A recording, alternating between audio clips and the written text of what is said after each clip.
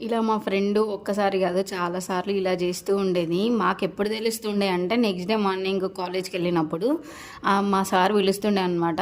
నిన్న ఎవరెవరు రాలేదో వాళ్ళందరూ వచ్చి బయట నించోండి అని చెప్పేసి. కాలేజ్ చాలా పెద్ద కాలేజ్, అందరి ముందు నించోబెట్టి కొట్టడం అనేది చాలా ఇబ్బందిగా ఉంటుండే కదా ఆ రోజుల్లో.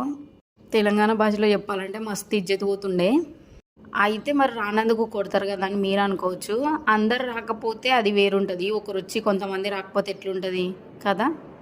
మా తెలుగు సారు బయట కూర్చొని ఎలా పెడుతుండే అంటే ఎక్స్ప్రెషను, అరుంధతి మూవీలో పశుపతి వాళ్ళ మదర్ ఉంటుంది కదా, జలజమ్మ అంటారు, ఆమె పిలుస్తుంది కదా, రండిరా రండి, అలా ఉంటుండే మా సార్ ఎక్స్ప్రెషను.